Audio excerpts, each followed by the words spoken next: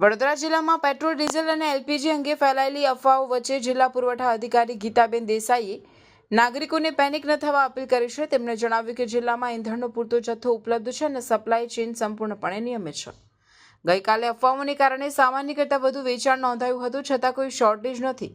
હાલમાં જિલ્લાના કુલ 253 petrol pump કાર્યરત છે। પેટ્રોલનો 1699 કેલ સ્ટોક સામે 1084 કેલ વેચાણ, ડીઝલનો 2302 કેલ સ્ટોક સામે 1049 કેલ વેચાણ અને એલપીજીનું 21347 સિલિન્ડર સ્ટોક સામે 14118 વેચાણ નોંધાયું છે। એચપીસીએલ, બીપીસીએલ અને આઈઓસીએલ ડેપોથી વહેલી સવારથી જ સપ્લાય શરૂ કરવામાં આવી છે। નાગરિકોને લાઈનો ન લગાવવાની અને અફવાઓથી દૂર રહેવાની અપીલ કરવામાં આવી છે। નિયમોનું ઉલ્લંઘન કરનાર પંપ સામે કડક કાર્યવાહી કરવાની ચેતવણી પણ આપવામાં આવી છે। આજના વડોદરા જિલ્લાની હું પેટ્રોલ ડીઝલ અને એલપીજીના સ્ટોકની સમીક્ષા કરું। હું પ્રેસના મીડિયા મિત્રો ને પણ વિનંતી કરું છું કે આ જે ગઈકાલનું પેનિક ફેલાયેલું છે કે ભાઈ પેટ્રોલ અને ડીઝલનો જથ્થો ખૂટી ગયો છે, એવું કશું છે નહીં। એટલે વડોદરાની જનતાને અપીલ કરું છું, કોઈએ પેનિક થવું નહીં। હું સ્ટોકની અત્યારે પણ અમે ઓઇલ માર્કેટિંગ કંપનીઓ સાથે મિટિંગ કરી છે। તમને એલપીજીના સ્ટોકની વાત કરું તો 21347 જેટલો સ્ટોક છે, એની સામે ગઈકાલે સેલ જે હતું એ 14118 જેટલું હતું। એવી જ રીતે હું પેટ્રોલ અને ડીઝલની વાત કરું, ગઈકાલે પેનિક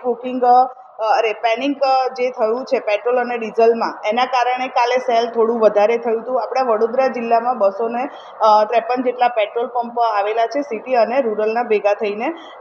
એમાં કાલના સ્ટોકની વાત કરું, આજના સ્ટોકની, આજે સવારે જે અમે મિટિંગ કરી અને સ્ટોકની વાત કરું, 1699 કેએલ જેટલો સ્ટોક પેટ્રોલમાં છે, એની સામે સેલ થયું છે 1084 જેટલું। એવી જ રીતે ડીઝલની વાત કરું તો ડીઝલમાં 2302 કેએલ જેટલો સ્ટોક હતો અને કાલે યસ્ટરડે 1049 જેટલું કેએલ જેટલું સેલ થયેલું છે। કાલે જે પેનિક ઊભું થયું હતું એના કારણે સેલ વધારે થયું। આજે સવારથી જ દરેક જે ડેપો છે એ ત્યાં આગળ સવારે 6 વાગ્યાથી ડેપો શરૂ થઈ ગયા છે અને આજે લેટ નાઇટ સુધી દરેક જે પેટ્રોલ પંપ ડીલર્સની રિક્વાયર હશે, લેટ નાઇટ સુધી પણ એમને ગાડીઓ બધે પહોંચતી રહેશે।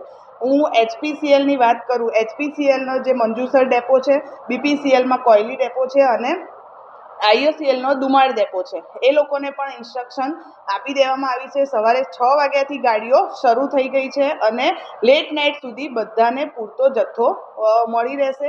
પેટ્રોલ અને ડીઝલના જથ્થાની આપણે ત્યાં કોઈ અછત નથી। વડોદરાવાસીઓને ફરી વિનંતી કે ભાઈ લાઈનો ન કરો, બધાને સફિશિયન્ટ સ્ટોક છે, મળી રહેવાનો છે, આપણે ત્યાં કોઈ અછત નથી। Thank you very much. Petrol pump સંચાલકોને કોઈ ખાસ ગાઈડલાઈન આપવામાં આવી છે? એમને અત્યારે હાલ મેં કંપનીના એમના જે એરિયા મેનેજર હોય એમને સાથે પણ મિટિંગ કરી છે અને એ લોકોને ગાઈડલાઈન કરી છે કે ભાઈ એ લોકોને પણ સૂચના કરો।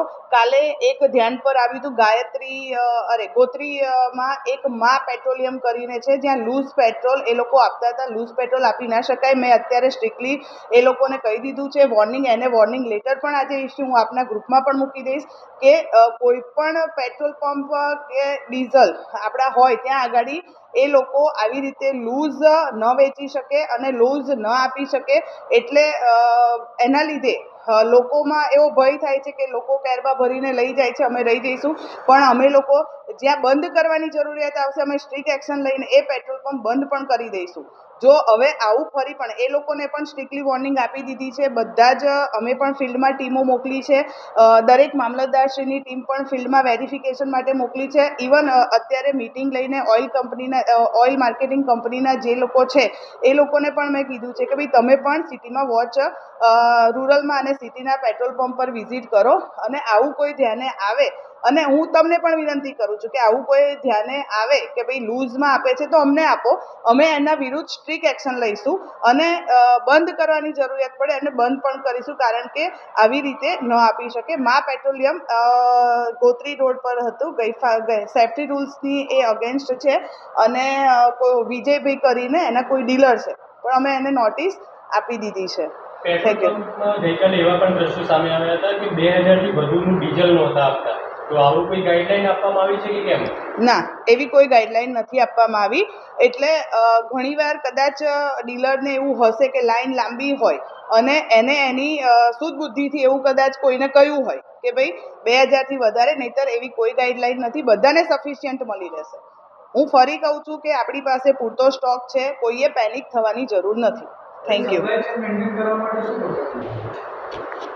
સપ્લાય ચેન મેન્ટેન કરવા માટે જે પણ ઇન્સ્ટ્રક્શન આવે છે, અત્યારે આપણે ત્યાં સપ્લાય ચેનમાં કોઈ વિક્ષેપ નથી. આપણે ત્યાં અત્યારે રેગ્યુલર આપણી પાસે 3 ડેપોમાં પૂરતો સ્ટોક છે.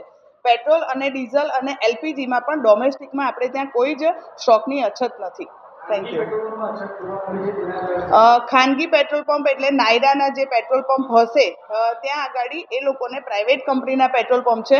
હું ફરી કહું છું, આપણા બીપીસીએલ, એચપીસીએલ અને આઈઓસીએલમાં કોઈ તકલીફ. દર્શક મિત્રો, આવા જ લેટેસ્ટ અપડેટ અને સમાચાર જોવા માટે જોડાયેલા રહો ફેસબુક, ઇન્સ્ટાગ્રામ, યુટ્યુબ ચેનલ સાથે વિશ્વ ભારત ન્યૂઝ. દેશ વિદેશ તેમજ ગુજરાત રાજ્ય, જિલ્લા અને તાલુકા વિસ્તારના તમામ સમાચાર અને જાહેરાત માટે આજે જ સંપર્ક કરો. સામાજિક ધાર્મિક પ્રસંગો, આકસ્મિક ઘટનાઓ અને ગેરકાનૂની પ્રવૃત્તિઓ તથા ભ્રષ્ટાચારની પોલ ખોલવા માટે સંપર્ક કરતા રહો. વિશ્વ ભારત ન્યૂઝ. સંપર્ક કરવા વિનંતી 9978702276.